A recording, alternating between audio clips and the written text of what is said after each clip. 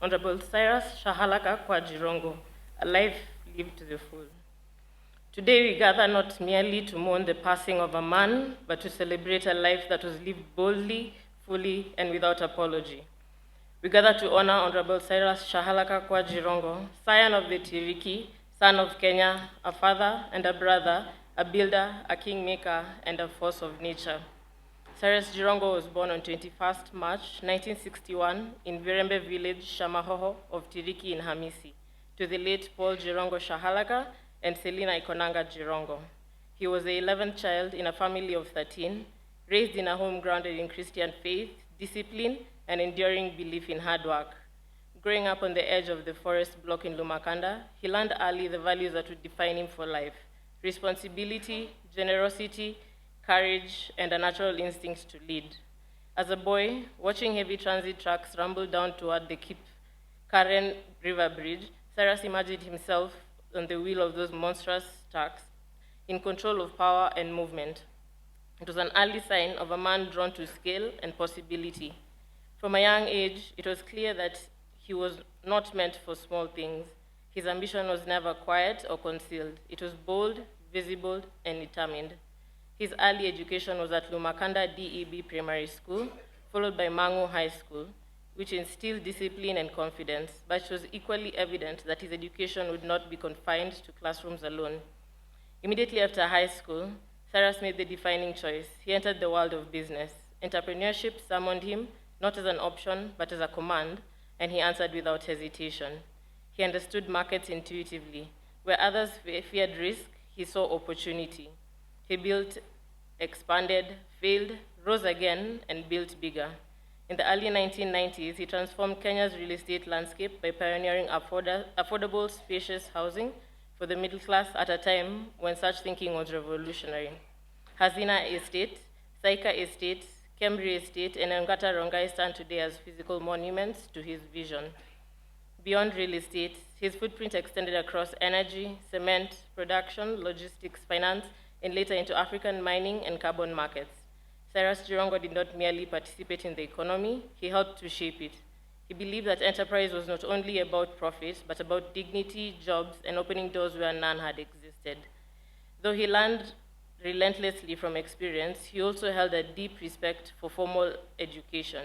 He believed that knowledge was the one possession no one could ever take away. Later in life, he returned to the classroom, earning a higher national diploma in management from Cambridge University and an executive MBA from Jomo Kenyatta University of Agriculture and Technology. It was, however, in public life that Cyrus Jirongo became a national figure. In 1992, he was thrust onto the political stage as chairman of Youth for Kani 92, where he established himself as a master mobilizer, organizer, and strategist. His influence during his period was so pronounced that it put his as-well business success in jeopardy and forced him into active politics. He served with distinction as chairman of AFC Leopard, as a member of parliament for Lugari constituency for 2 non-consecutive terms, as secretary for internal relations of Kano, and as minister for rural development in parliament and cabinet. He believed leadership was practical work, connecting households to opportunity through roads, schools, clinics, water, power, and markets. A little story is told about how at the height of the post-2007 election violence, he rode on a black mamba bicycle persuading his constituents to take in internally displaced persons. Even when his electoral ambitions did not yield victory, he never retreated from public life. Cyrus Jirongo believed that leadership was not about winning once, but about standing up every time. He founded and led political parties out of deep conviction, believing fiercely in federalism, economic empowerment, and dignity for ordinary Kenyans across the nation. For his service, he was awarded the Order of the Golden Heart of Kenya, EGH, one of the nation's highest honors. Yet those who knew him best will tell you that titles mattered less to him than impact. His proudest legacy was not office, but people. Students whose education he paid for, families he supported, entrepreneurs he backed, businesses he rescued, and communities he uplifted. His role in championing the growth of Masinde Muliro University of Science and Technology remains a lasting gift to Western Kenya and the nation. Beyond public life, Cyrus Jirongo was above all a family man, a patriarch in the truest sense. He was husband to Anne Kanini, Christine Nyokabi, and Anne Lanoi, and a devoted father to many children, each carrying a piece of his spirit. To them, he was not a politician or tycoon. He was simply dad, loud, loving, demanding, generous, and present. He celebrated their victories loudly, corrected them firmly, and believed in them relentlessly. His multicultural children speak of a man who taught not through lectures but by example, a man who believed in courage, discipline, forgiveness, and laughter. We did not expect to say goodbye so soon, and our hearts grieve with shock and silence of the absence he has left. Cyrus was larger than life. The tragedy that took him, the tragedy that took his life, than the tragedy that took his life. He was a man who loved, who worked hard, who laughed, who dreamed huge, who cared deeply for those around him. To me, he was a loving husband, a protector, a friend, and to the larger family, Cyrus was a source of strength and support to many of us here today. He was dependable, kind, and present when needed. The Bible reminds us in Psalms 34:18, the Lord is close to the brokenhearted and saves those who are crushed in spirit. Today we lean on this truth. God is not distant from this pain. He sees every tear, sees every unanswered question, and holds every shattered heart, especially the hearts of us, his beloved family. We may not understand why this happened, but we trust in God who understands us. Ecclesiastes 3:11 says that God has placed eternity in our hearts. That is why goodbyes hurt so deeply, because love was never meant to end in sudden separation. For those of us left behind, Cyrus's life continues to speak. It speaks through memories, through lessons learned, through love shared, through the impact he made.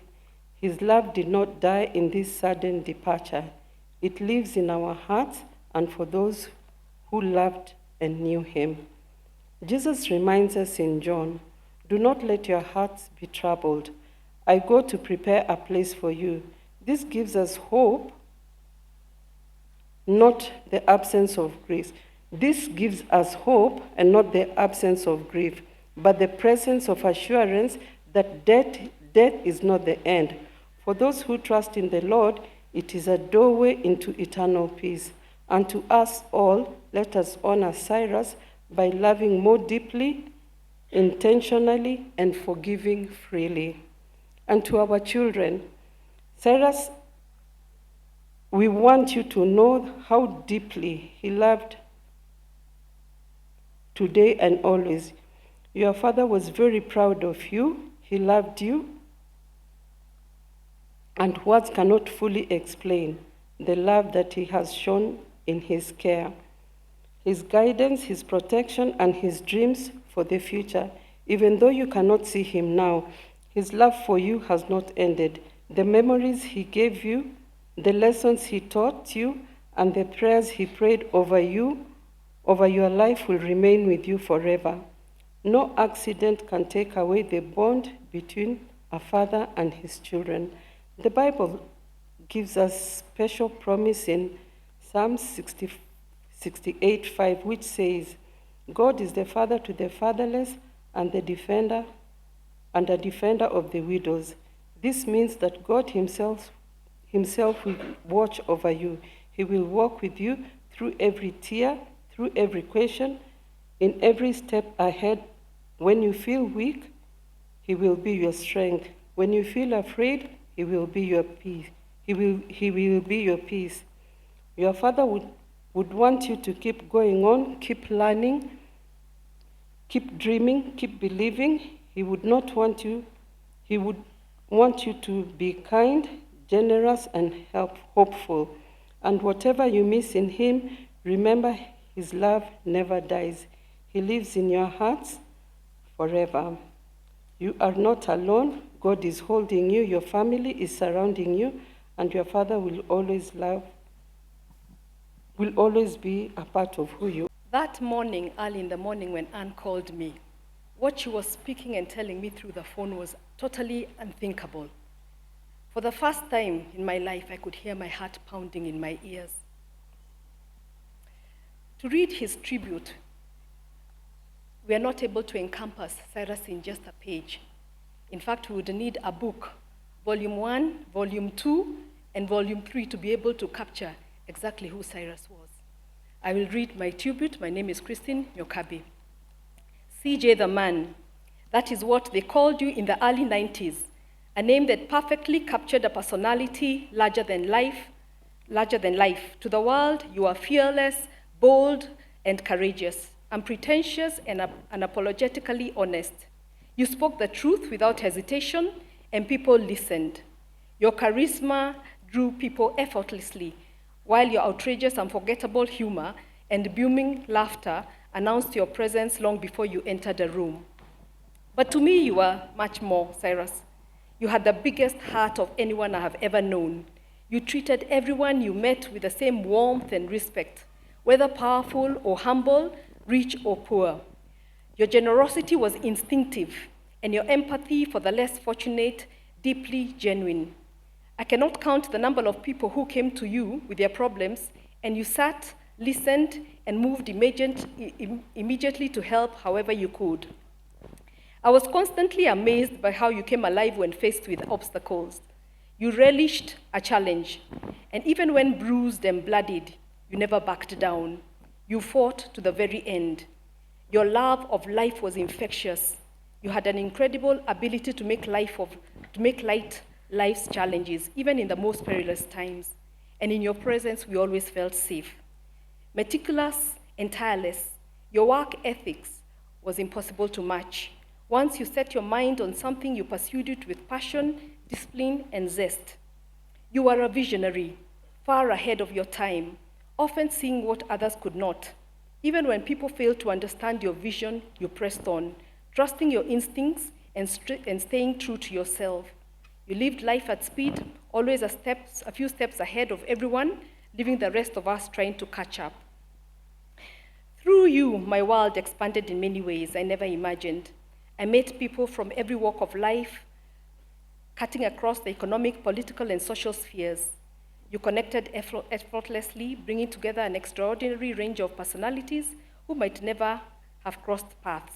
Your influence was wide, your impact undeniable, and your presence was unforgettable. Cyrus, you never said kwaheri. There was so much more to do, so many plans yet to be realized, and so much left unsaid.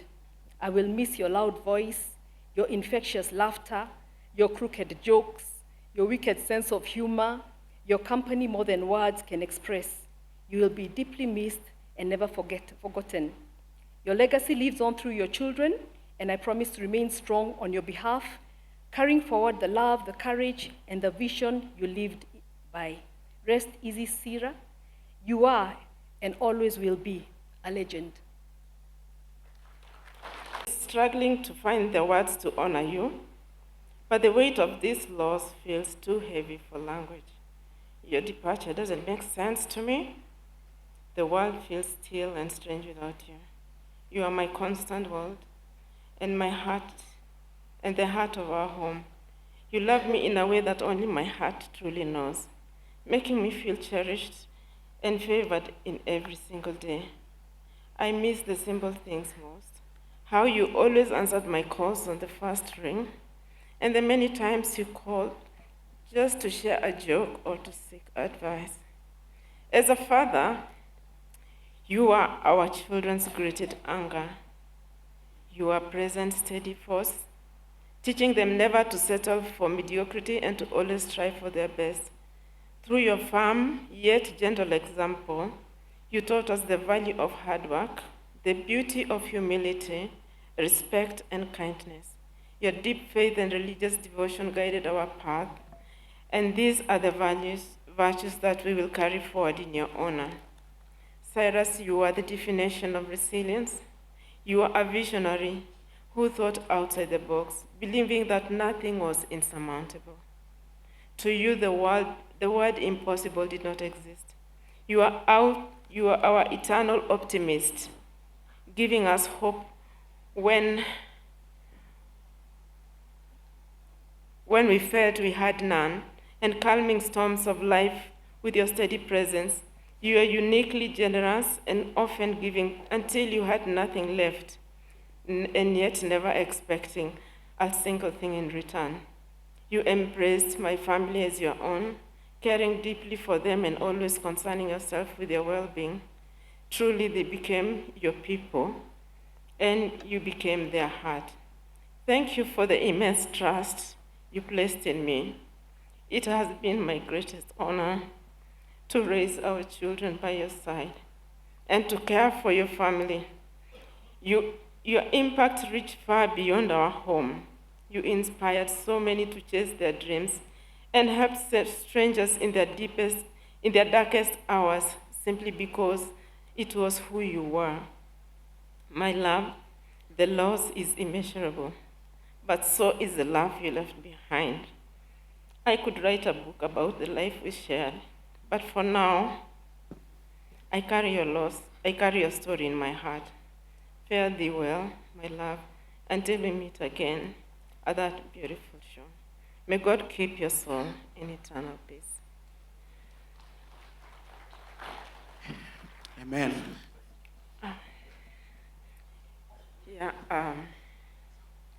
On 12th of December, that was Jamhuri Day, Cyrus called me at around 12:34, and we spoke for about 3 minutes and 45 seconds. He called again at around 2:30 and asked me where I was, and I told him that I was in the supermarket. He said he wanted to see me, so he drove to where I was. When he reached the parking, he called me and told me he was outside. So I just put the trolley aside and went to see him. I sat in the car, we had a conversation, and then he left. He told me he was going back to the office to build his castles. He told me I'm going to dream and build my castles in the office, but later I'll be going to see the Honorable Speaker, Wetangula. Later, he FaceTime called me at around 4, told me he never even went to the office, that he had gone to the house and was just feeling tired and went to sleep. So when he called, he was just on the chair. He told me he had been dozing on the chair for about 2 hours. And that was the last time I spoke to Cyrus. And the time he came to the parking at the supermarket was the last time I saw him. I had a restless night that night. I didn't sleep well. And the feelings I had were really strong. So I looked at my watch, at my phone, and it was exactly midnight. I could not really decode what I was feeling. So I took a screenshot of my phone. It is the picture on my tribute. It was exactly midnight, and I could hear voices saying, "It is over, it is over." I couldn't make sense of it. At 3 o'clock, 3:20, when I got the call, I was still awake, trying to make sense of what I was feeling. I saw his call, but when I picked, it was not him. Someone asked me if I knew the owner of the phone, and I told him, yeah, that's my husband. I asked where he is, if I could speak to him. But they told me that he's been involved in an accident, and he was unconscious but was being attended to by the doctors. I continued talking, but I immediately asked my daughter Sonia to accompany me, and we started driving towards Naivasha. I could also not make sense when I was told that the accident had occurred in Naivasha, because he had no plans of traveling. So at first I thought it was a prank, but then the officer identified herself and said she was Corporal Rhoda of Naivasha Police Station. So I drove and I went. I realized that it was going to be very heavy for me. I called Senator Kaniri, I called Mr. Kisia and Mr. Fred Amayo and asked them to accompany me to Naivasha. And I'm glad that even at that hour, at 3 a.m. in the morning, they woke up and they followed me alongside their spouses. And we kept going, we kept communicating. I also called his doctor, Martin Wanyoike, and put him on high alert. I told him Cyrus has been involved in an accident, kindly be on high alert. And he called back and even sent me a number for the air rescue. Finally, when I called the police officer, I told him the air rescue requires a landmark for them to land. That's when the commandant of Naivasha police station told me, Mama, hii sasa siyo rescue mission, mzee ametuacha. It was devastating. We stopped the car on the roadside and we just screamed and cried and cried. I informed Christine Yokabi, I informed Kanini of what has happened. I also informed her siblings. And I called some of our children, Jake, Tim, and June. I told them to follow because things were really bad. I had also called Honorable Sudi. Though he did not answer, he called me at around 6, and I also informed him about what had happened. We reached there. We found Cyrus in the morgue at Naivasha mortuary. So the rescue mission changed now to something else. So I called Lee Funeral Home and asked them to send us a hearse. And the whole team, we converged at the morgue and we brought him back to Nairobi. It is a terrible loss. It was so shocking to speak to someone a few hours and then later be told that he is no more. I pray for your prayers for the family. The children have been hardest hit, but God will give them strength. And I pray that all the children, let us be strong, let us love one another, and let us continue with Dad's legacy. Dad was a fair man. He believed in equity, and he never discriminated against anyone. And I pray that God will give us the grace to continue that and to be fair to all the children and give them what they deserve. God bless us all. Thank you. At 9:07, little did I know that that would be the last time that we're going to speak. We were to have lunch with my brother, Senator Haniri, the following day at 1 o'clock. That lunch never happened. I crossed Cyrus crossed my path from 3 angles. The first one was from my late father-in-law, Honorable Elijah Wasike Mwangale, and my wife is here. Jessie, stand up and wave. That is Jessie. So the friendship started there. Little did I know that I was going to marry Jessie, who, of course, the father was a very close friend to Cyrus, a business mentor and political mentor. The second time I crossed Cyrus is when I was going to look for business in his office. You remember the T-shirt saga. I don't know whether you remember, but that order was mine. The T-shirt order was mine. I never got it. And so when I went to see Cyrus, I said, I lost this one. Cyrus said, okay, hiyo imeenda, sasa tutafanya nini? I said, okay. So Cyrus asked me, is there something else that you want to do? And you know, that time I was in the corporate world. So Cyrus removed a complimentary slip and addressed to the MD, National Bank of Kenya, please advance Philip Kisia 700,000. Of course, I was scared. I never went for that money. But that was Cyrus. Then, of course, we met in my later years, and that friendship has blossomed up to now. As my son Ethan says, Cyrus was a giver, not a taker. Cyrus gave everything he had, and most of the times was left with nothing, even nothing for the family. That was just Cyrus Jirongo. In the last year, in the last 12 months, we've had 3 events, or 2, plus this one. One when we were giving away our daughter Barbara, and we were together with Amayo and other friends. And of course, when our daughter Laureen passed on again, we were together, and now this is how we're ending the year. But we have, we cannot question God, but we ask those who are uncomfortable to allow the Luhya community, to allow the Tirikis, to allow Kenyans, to allow the world to mourn Cyrus Jirongo in a befitting manner. Don't be uncomfortable. Don't be uncomfortable. Allow us to mourn Cyrus. Lastly, I've talked about the t-shirt saga. The other one, and that is leadership. The other one is simplicity. There was a time we were in Lomakanda. I think we were receiving in-laws. I can't remember. My Cyrus's widows can remind me. But we were receiving, I think, guests from Embu. And they had laid a buffet, 5-star buffet.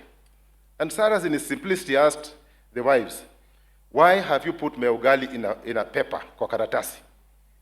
Mimi ugali yangu unapika ikiwa moto unaweka kwa sahani. So I told my brother Cyrus, this is 5-star catering. And he asked me in vernacular, Hanumi mhoteli. Inuni hoteli. Is this a hotel? This is not a hotel. This is my home. So they must cook food the way it's supposed to be cooked. The last one is Cyrus as a go-getter. Cyrus, I think it was in October 2023, he wanted to do some carbon credit business in DRC. And I happen to have 1 or 2 friends in DRC, so I thought I could assist. And of course, I took a bit too long in actualizing that meeting. We were to schedule a meeting between his delegation and Guodong and myself to meet Tshisekedi, but that took a bit too long, and Cyrus became impatient. The next thing I saw Cyrus was him signing an MOU with President Tshisekedi in State House in DRC. And do you know how he got that appointment? Not through the formal channel.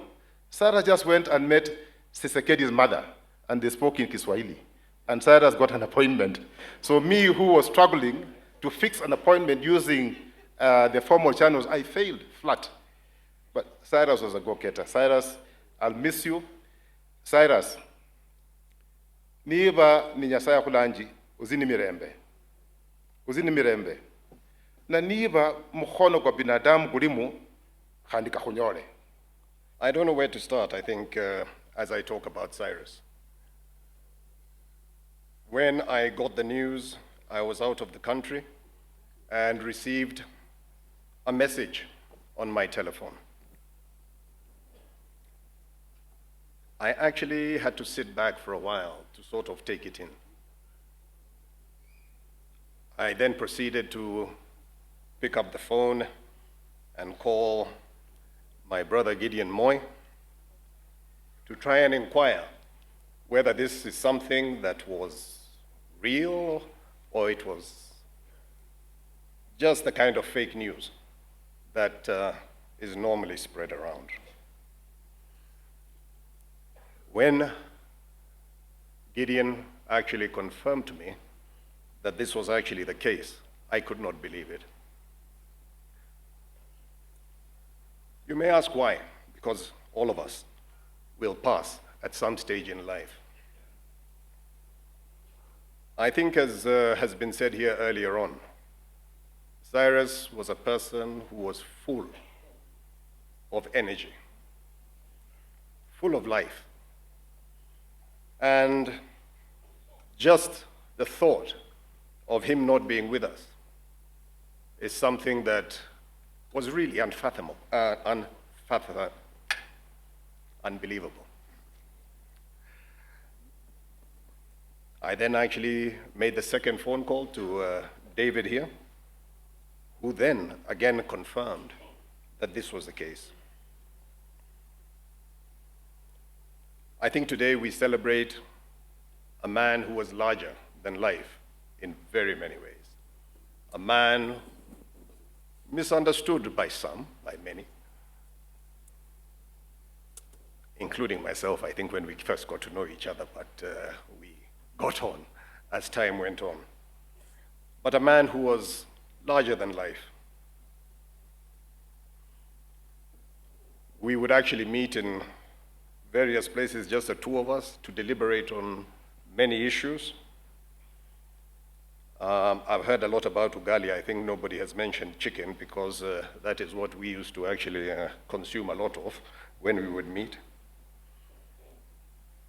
And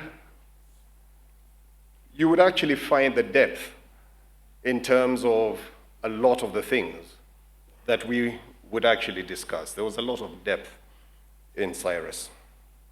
He would always have many ideas, a lot of energy, which came with huge charisma. I will not say very much more for today. All I will say is sleep well, my brother. Go in peace as you prepare that place in the next world for all of us. I thank you very much. I stand here with a very heavy heart this morning.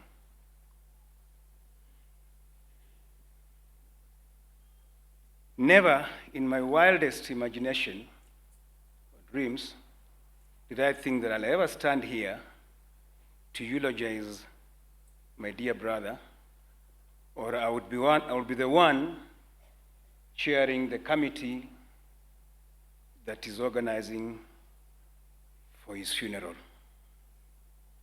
It is so hard for me, so hard, extremely hard. This death has dealt me a devastating blow. I don't even know where to start. I've lost my mentor, political mentor, my strongest pillar in politics, my strongest associate, my best friend.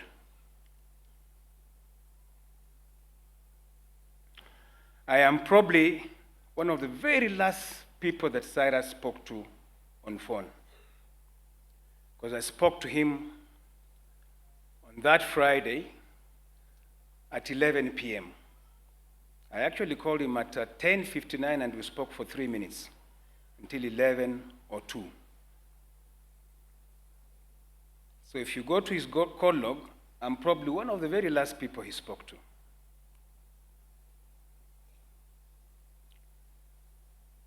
The next call that came on my phone, on the call log, was a call from my sister-in-law, Anne, telling me that Cyrus has been involved in a very bad accident in Naivasha.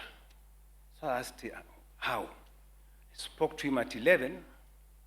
He told me he was heading home because the following day we were to have lunch with him and Philip Kisia. How did he find himself in Naivasha? Ladies and gentlemen, the circumstances surrounding the death of my brother are mysterious. There are so many glaring gaps. So when you hear us say that we want a proper, thorough forensic investigation, we know what we are saying. I don't know why some people are getting uncomfortable when we say these things. The family wants a closure. And that can only come about if the truth comes out. I have known Cyrus for many years.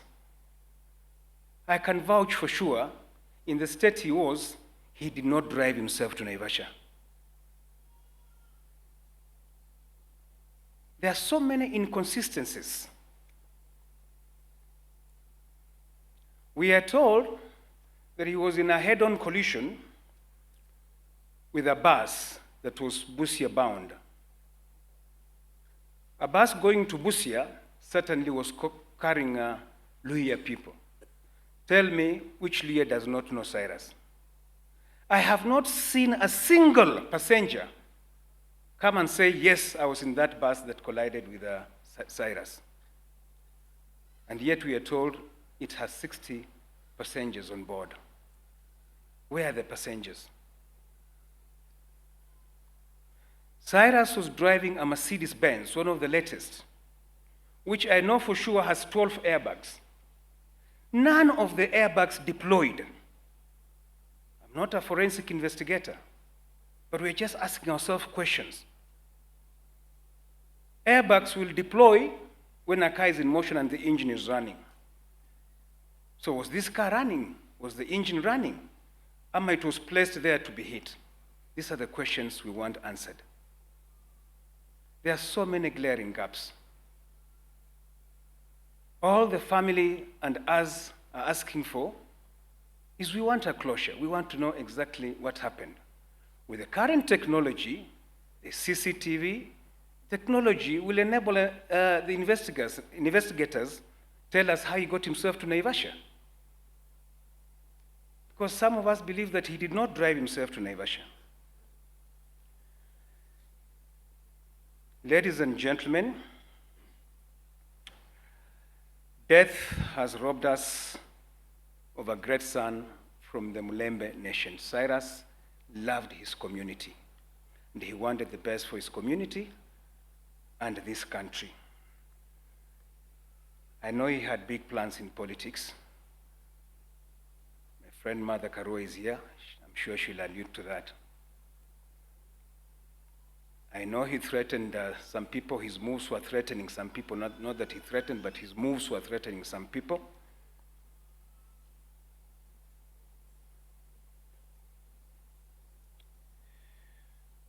We depended on him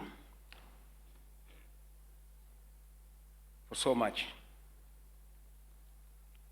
He's left some of us as political orphans, but I'm sure God will show us the way.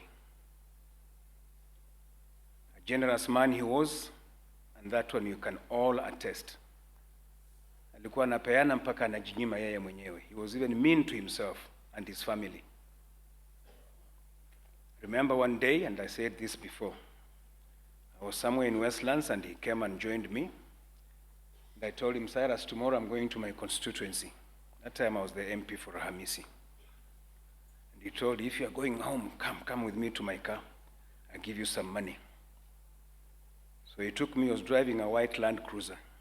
When he opened the boot, in that boot, there were 2 cartons of money in 1,000 denominations. I cannot estimate how much it was. And he gave me 500,000 Kenyan shillings, just like that. You're going home, chukua hii. And I went to my constituency, came back on a Monday. And on Tuesday, I went to see him in his office at Loita House. He was still in Loita House. I went with a friend of mine called Mohammed Yunus. And Cyrus is like a khaniri.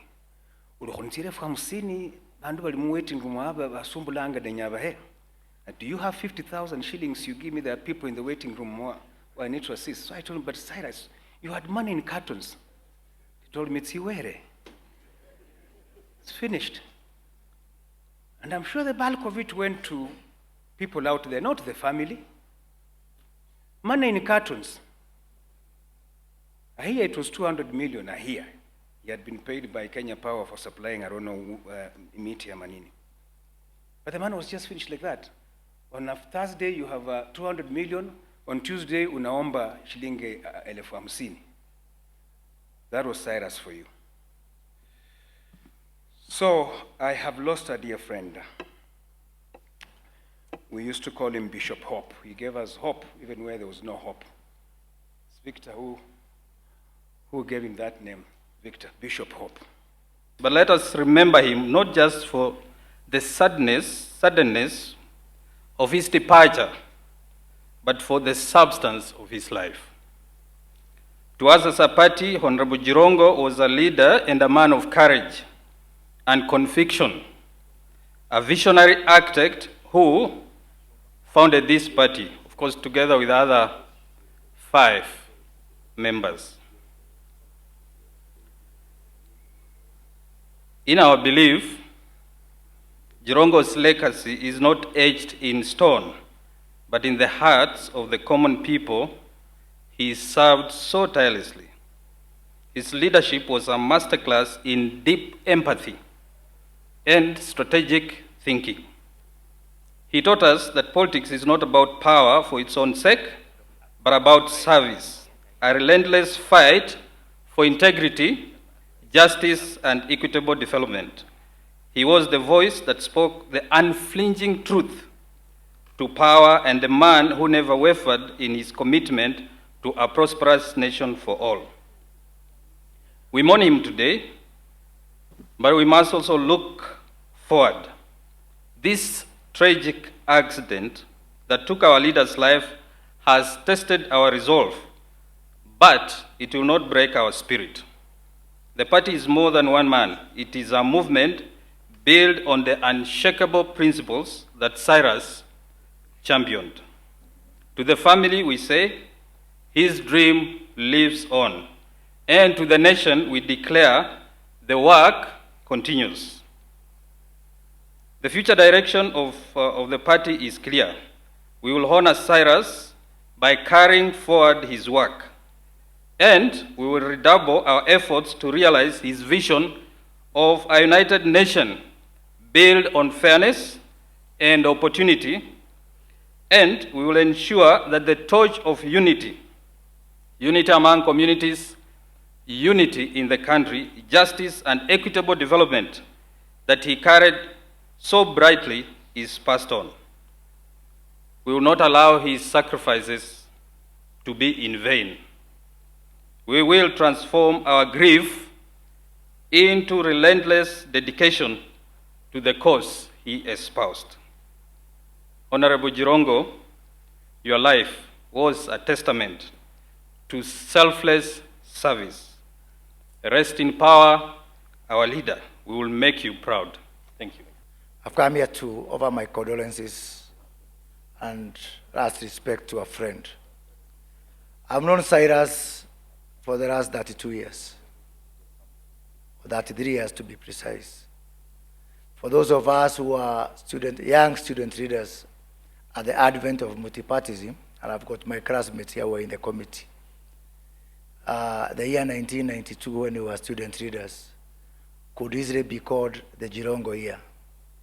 As student leaders, especially radical ones who are opposed to the then government of Daniel Arap Moi, we used to, gossip about each other. This one is pretending to be upright, but he was seen with Jirongo, and you knew what that meant that time. John Nyongesa, kwa mchezo makoha, you know what I mean. But our entry into politics that particular time was shaped by this man who was very much determined. Later, of course, I worked very closely with Jirongo. John Nyongesa used to consult for him, especially trying to manage the communication around his many cases. And much later, I had, and been known to many, a brief stint with the One Kenya Alliance with my sister mother here, and Cyrus, was very much determined before we took different paths and went different ways. We will all remember Jirongo for his fortitude, his determination, and most importantly for me, for thinking big. Jirongo was a big thinker. He refused to lower the bar all the time, even when life became complicated and difficult. As Khaniri has said, I used to say about Jirongo, Jirongo didn't want a jam ya pesa. Pesa moja lazima imalizike, ndio ingine ikuje. He was a very good spender on that basis. I want to just finish by saying 3 things. One, I want to support George Khaniri, Senator. We need to have thorough investigation on everything that is questionable. It does not presume guilt on anyone to have thorough investigation. And I offer to buy the torch, Khaniri, in that respect. Because the truth is important, and the truth is not presumption of guilt on anyone. The second thing is, for those of us, especially, let us be each other's brothers' keeper and sisters' keeper. And especially David Morade, those of us from the Uji and Chai Society, let us be each other's brothers and sisters' keeper, because it is important that we look after each other, especially when we are on that journey. And finally, to the Mulembe Nation, if there was one man who loved his community, it was Cyrus Jirongo.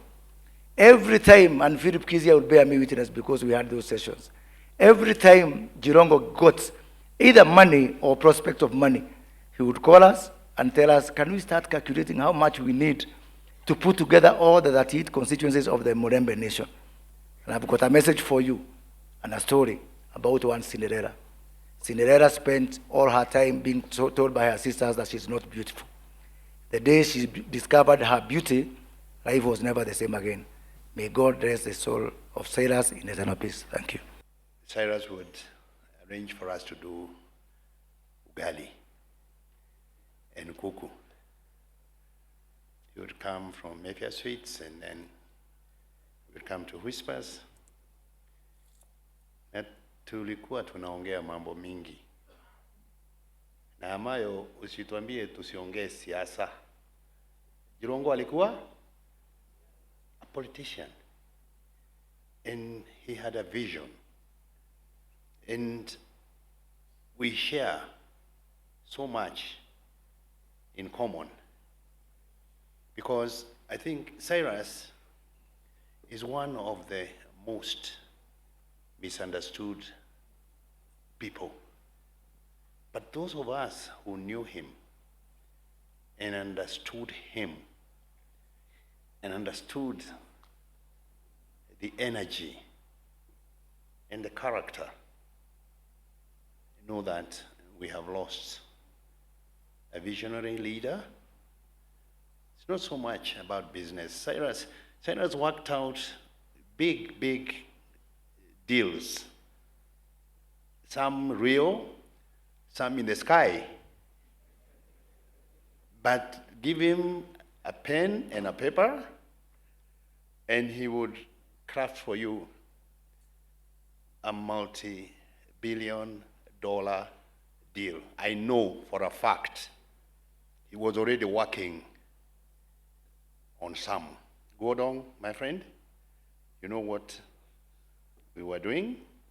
He talked to me about what they were planning to do in terms of the reconstruction of Libya, his project in Ruai, carbon credits with Museveni. So over and above that, he loved that this country be stable, and that the leadership of this country have a vision.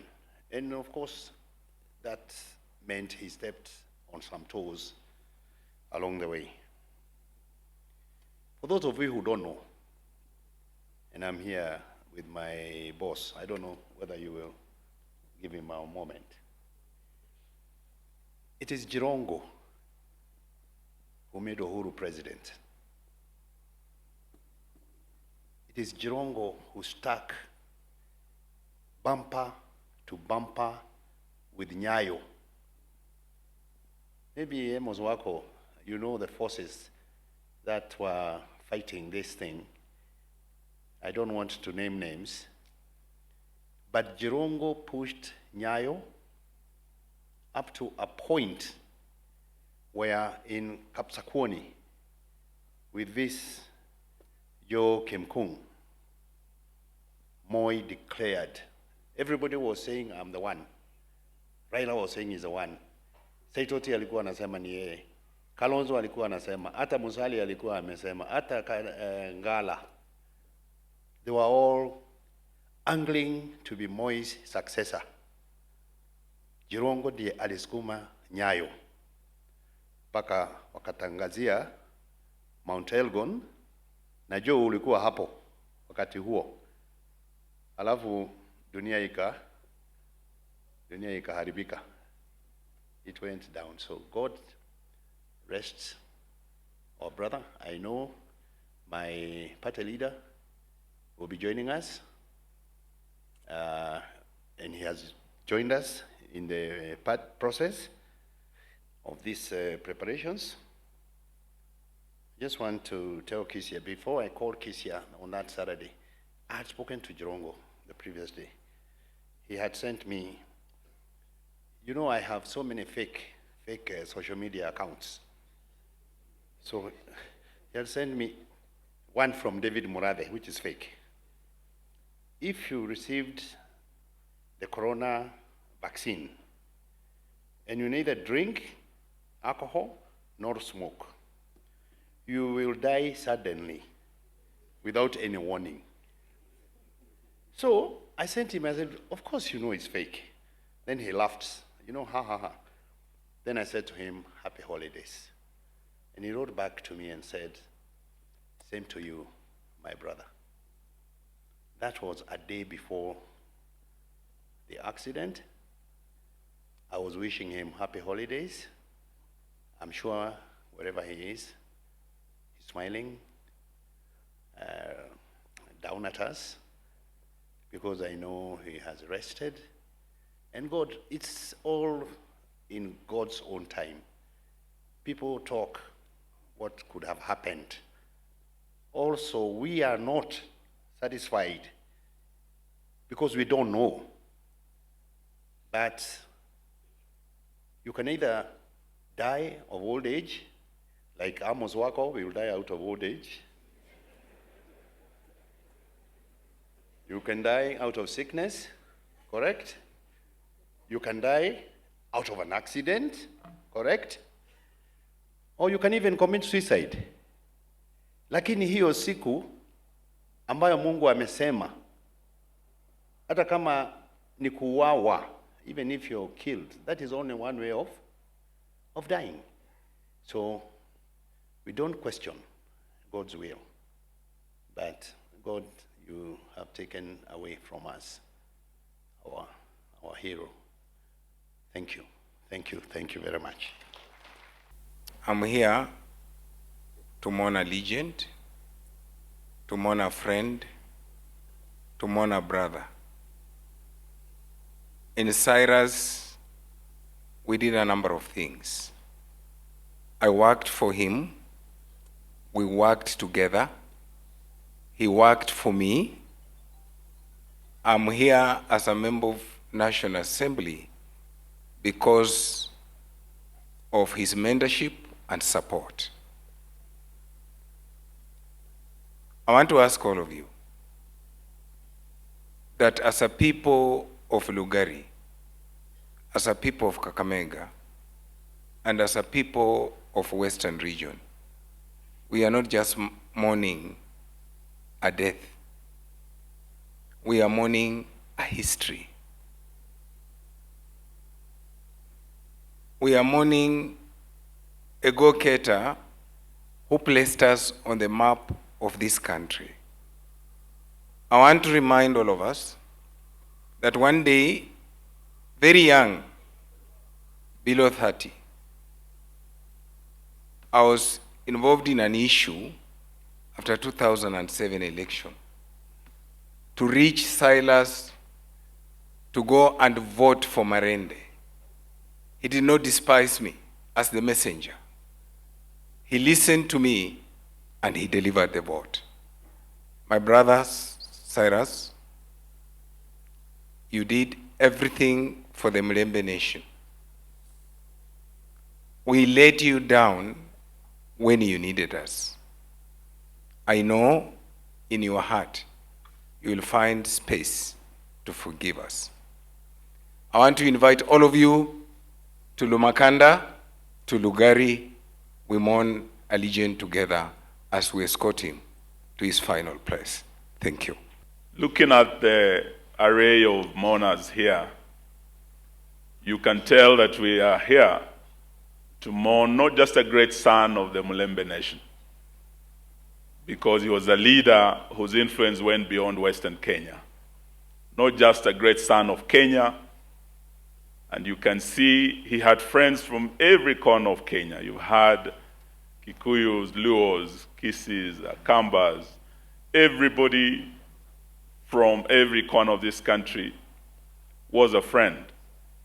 And not just in Kenya, we've seen beyond Africa, East Africa actually, from Uganda to Sudan to Libya, and across the world, all the way from China.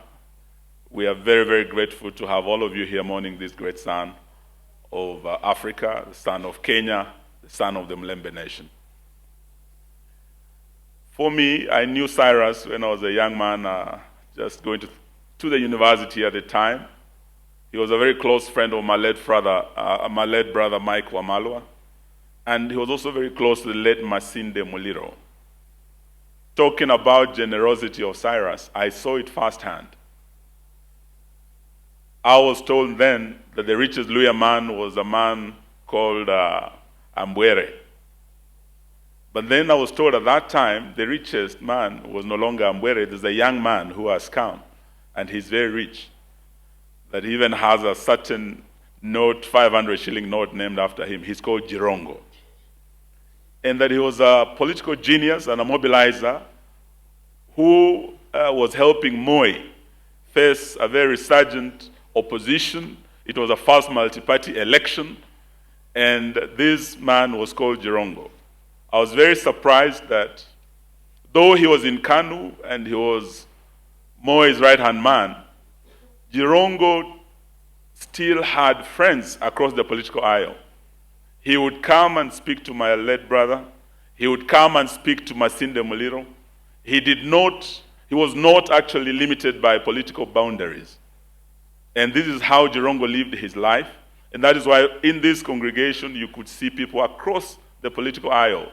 He did not know any borders. In fact, if he was a doctor, he would have been one of those Medicinal Sans Frontiers, doctors without borders. He did not respect the border of tribe or religion or region. He cut across. And I would like us, particularly those of us who are from the Mlembe Nation who are here today, if there is one thing we can pick from Cyrus, the greatest honor we can bestow upon this man is to fight for what he fought for most, Luya unity, the unity of the Mlembe Nation. And in so doing, we must rise above our petty politics. We must remember the words of Abraham Lincoln, who said, though we are politicians, we are not enemies, we are competitors. And that though passions may strain the bonds of affection, they must not break because of politics. That is how Cyrus lived his life. He worked with the opposition, he worked with government, but he reached out to all to unite not just the Mlembe Nation, but the greater Kenyan nation. So as we go forth, let us borrow a leaf from this leader from our region, and let us carry on the fight to ensure that, as Moses Kuria has said, the Luya Cinderella finds her beauty, and that beauty lies in the unity that Cyrus fought for. Lastly, we do know that Cyrus was a politician who spoke his mind, who spoke truth to power. In fact, he has left us at a time when we have the debate that has just started about the referendum, constitutional review, and my big sister Martha is here. She led, as the Minister for Justice, the constitutional review that led to the review of our constitution and the birth of the 2010 constitution. That conversation has just started. Of course, they have the debate of Singapore. This is the time we would have liked the dynamite voice of Cyrus Jirongo to contribute to this national discourse that is just starting.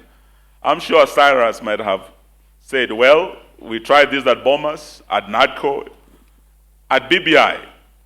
But right now, probably he would question, is it really our top national priority, the constitutional amendments that we want to talk about, when half of Kenya is going hungry? 55% of this country do not celebrate Christmas. Families cannot put food on the table. Up north, from Garissa to Wajir to Mandera, people are starving, and we cannot feed these families. And here we are talking about Singapore. He would have asked, our health sector is in a mess. For the first time, Kenyatta National Hospital is about to collapse. Just like a 100-year-old hospital in Kakamega called St. Mary's Mission Hospital that has been there since the colonial times is collapsing because of the failed share policies. He would have questioned some of these things, and we will miss that dynamite voice that speaks truth to power. And we must carry on this fight, even in his absence. Thank you, and God bless you. I met Cyrus before he started, before his entry into politics.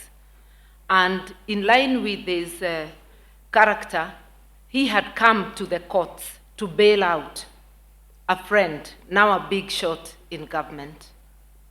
And in that process, because I too had gone to help that particular mutual friend, we got to know each other. Later we were to meet in Parliament. He was in government, we were in the opposition, but that did not stop our collaboration. We've collaborated with Cyrus in many political seasons. Moses Kuria mentioned some of it in the runner-up to the 2022 elections. We were planning on collaborating moving forward.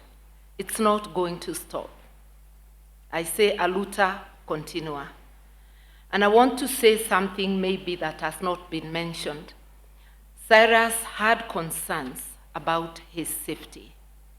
He was actually making arrangements to better secure himself. This accident came before that time. So those questions will linger. But for now, we stand with the family.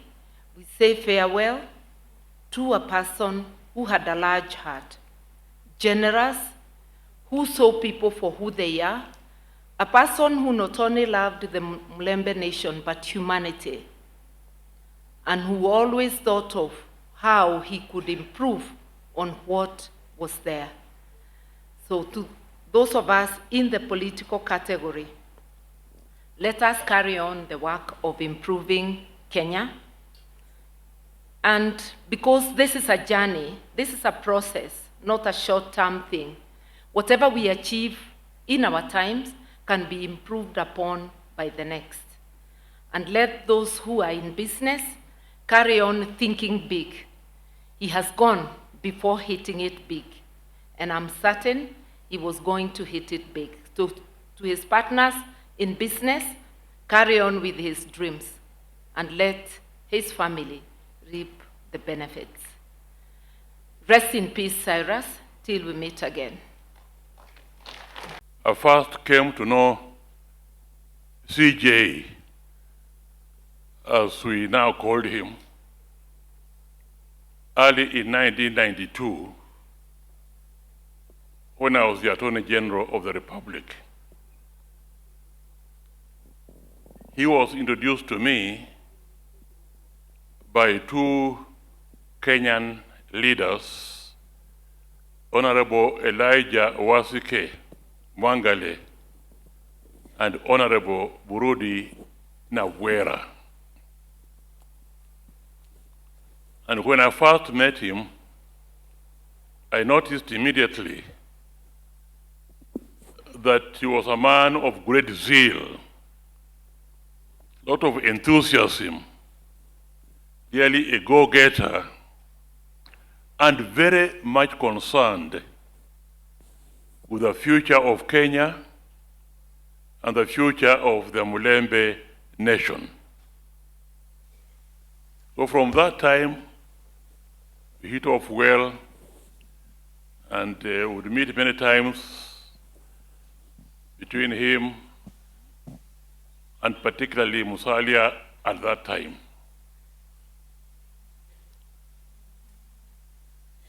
Then one day he came to the office and gave me a surprise of my life. I had just been in the office for about 1 year. And he came and said, Wako, we want to make you Chief Justice of Kenya. I was surprised. I told him, no. I'm still a bit young. But more importantly, I was more focused on having a contribution towards constitutional and legal reforms so we can find somebody else. And I thought he had agreed. Only later, for Mwangale and Bunawera to say the same thing, and I gave them the same answer, and I thought that put matters to rest. Only later, for the President Daniel Toroitich Arap Moi to tell me, you know, the elections are coming, we may go away and whatnot, and I don't want to have an expatriate Chief Justice anymore. At that time, the Chief Justice was Hancock's. I want an African Chief Justice, and you are the only one who can do this job. I explained to him in the best possible manner that maybe not. Then he told me, you get me a black man from anywhere in Africa, black man, to come and replace Hancock's. So I went to Ghana and convinced Apollo to come. That was Jirongo. I said he was a philanthropist. He helped many, as you have heard. Many succeed in politics, many succeed in business. He also helped me when I decided to join politics and to campaign in Busia. He came without any notice to me. I was on ODM, he was on the Federal Party, another party. He came to campaign for his people, but as far as senatorship was concerned, he told the Busia people they support Amos Wako of ODM. And also gave them something which did not match, which went far above what I myself could give in the form of campaign. So he really campaigned for me. I said he was an entrepreneur. And I want to repeat what I think Amayo said. He was a leading contractor and developer before he even joined YK92. Maybe it's because he was such a leading developer that Nyayo approached him to lead YK92. He was the only person at that time, and by that I mean African, who was a developer and a contractor who was putting up estates in Nairobi. The only other Kenyan I knew was Kenneth Gino Matiba. Jirongo was one of them. So if he had not been interfered with because he joined politics, I can tell you he would have gone very far, and he was there to encourage particularly the Mulembe nation also to be entrepreneurs, also to have a bank, also to have insurance company, and so on.